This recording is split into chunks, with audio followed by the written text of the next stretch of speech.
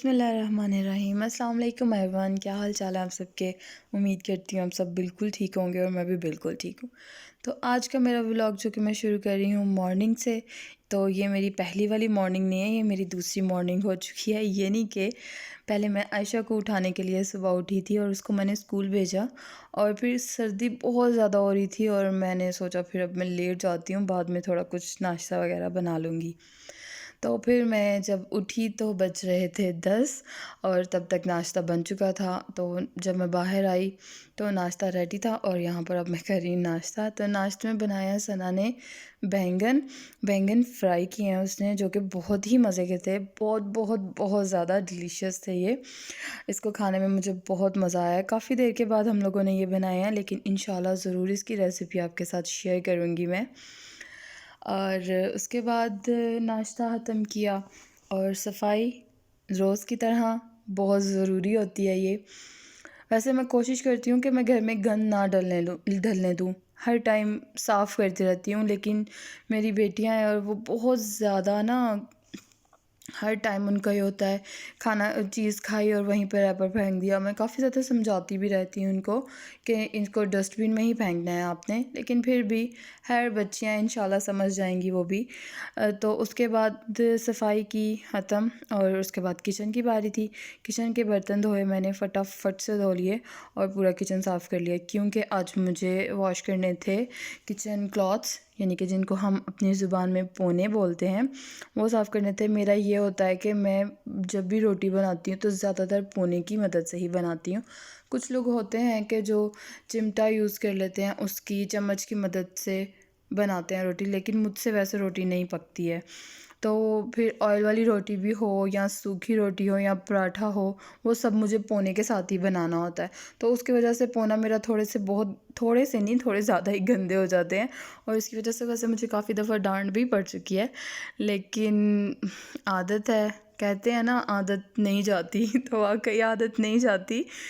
तो यहाँ पर मैंने उनको धोया, इस तरह से धोया कि मैंने पानी को गर्म किया है, पहले सिंपल पानी गर्म किया और उसके अंदर मैंने वो पोने डाले और उसको एक दफ़ा उबाला है उस पानी को, और उसके बाद से उस पानी के अंदर से उस पोनों को निकाला है मैंने, और वो गंदे वाला पानी फेंका है और दोबारा नया पानी डाला है, और उसको थोड़ा सा गर्म होने के बाद उसके अंदर मैंने शामिल कर दिया सरफ़ शामिल करने के बाद उन पोनों को दोबारा इसके अंदर डालूँगी। इस तरह धोने की वजह ये होती है कि इस तरह ज़्यादा मेहनत नहीं लगती है और ज़्यादा बहुत अच्छे साफ़ सुथरे से धुल भी जाते हैं। अभी यहाँ पर मैंने पुने रखे हैं और अब आयशा आई है, और अब मैं आयशा को ज़रा टाइम, जब आयशा आती है ना स्कूल से, तो मेरा ये होता है कि मैं सारे काम छोड़कर उसकी तरफ आऊँ, उसको थोड़ा प्रोटोकॉल दूँ कि हाँ वो अच्छा काम करके आई है, स्कूल से आई है, उसको थोड़ा अच्छा सा फील हो। तो मैं हर काम छोड़कर सबसे पहले उसकी तरफ जाती हूँ, उसको चेंज करती हूँ, उसका बैग चेक करती हूँ, उसकी सब कुछ चेक करती हूँ, उसकी नोटबुक्स चेक करती हूँ, उसका लंच चेक करती हूँ, सब कुछ चेक करती हूँ कि क्या करके आई है, क्या खा कर आई है, क्या पढ़ कर आई है। तो उसके बाद यहाँ पर मैं अब आयशा को चेंज कराया, और अब थी मेरी ये है नंद जो आई हुई थी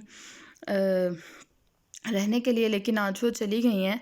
तो वो कह रही थी कि मेरे बाल बना दें, क्योंकि मुझे काफ़ी ज़्यादा प्यारी ना पोनी टेल्स बनानी आती हैं, तो वो फिर मुझसे ही बनवा लेती हैं और मैं बना भी लेती हूँ बहुत अच्छी सी। तो अच्छी सी, अब मुझे नहीं पता कि मैं वाकई अच्छी बना लेती हूँ कि नहीं बना लेती, तो आप देखें।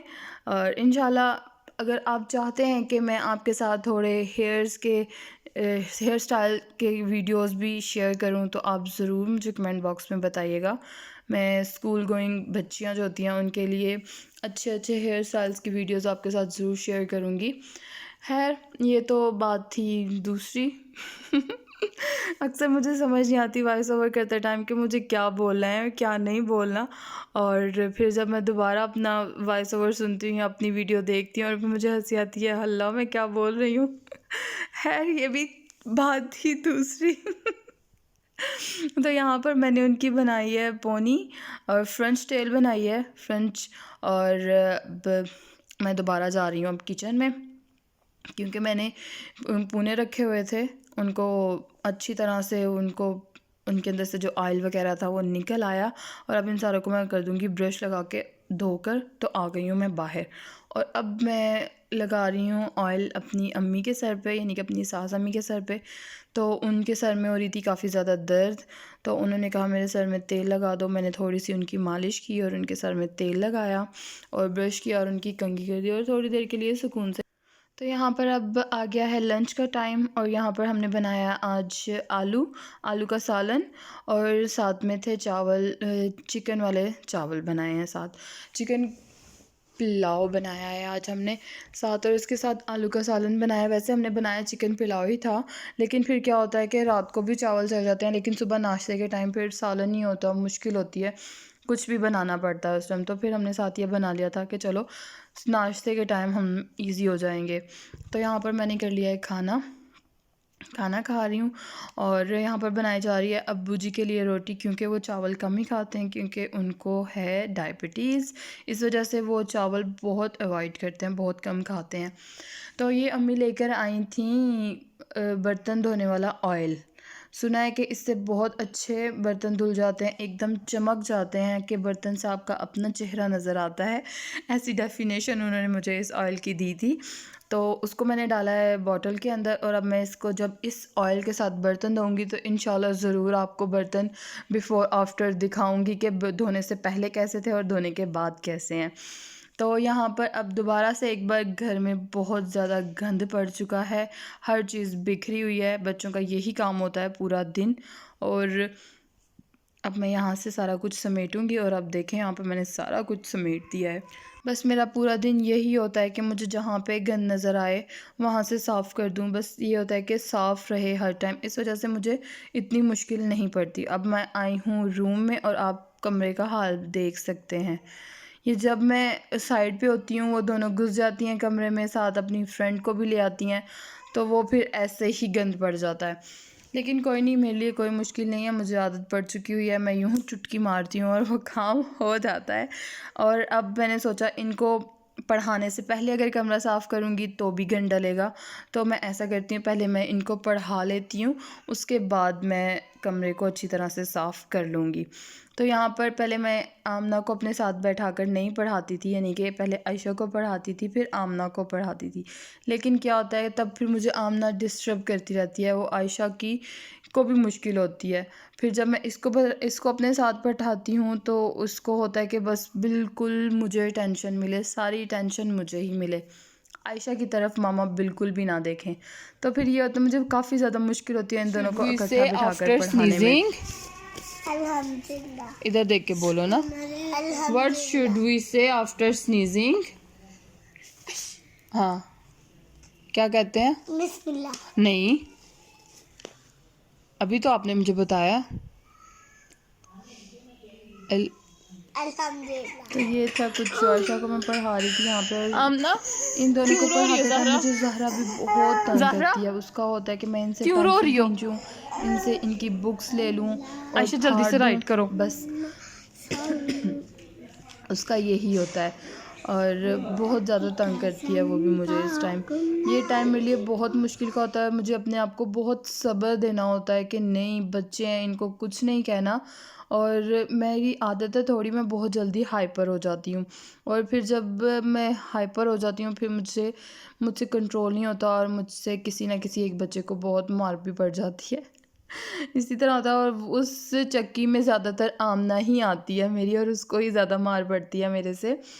तो इस वजह से एक ही आदत बहुत बुरी है मेरे अंदर, जो मैं चाहती हूँ कि मैं ख़त्म करूँ अपने अंदर से ये आदत। और यहाँ पर ज़हरा उनके साथ झगड़ रही है कि ये पेंसिल मैं नहीं देनी, मैंने अपने पास ही रखनी है। इसने सही तंग किया होता है इस टाइम जब मैं इनको पढ़ा रही होती ना, उस टाइम में खूब तंग करती है मुझे।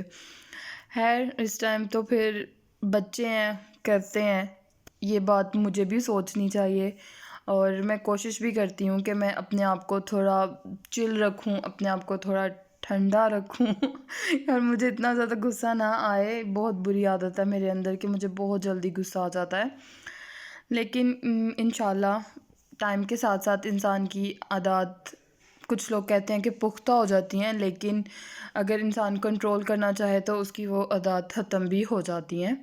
तो यहाँ पर अब मैं आयशा को पहले मैंने उसको काउंटिंग करवाई है प्रैक्टिस, और उसके बाद अब उसको अल्फ़ाबेट्स की प्रैक्टिस करवा रही हूँ, क्योंकि बहुत जल्दी अनकरीब उसके पेपर स्टार्ट होने वाले हैं।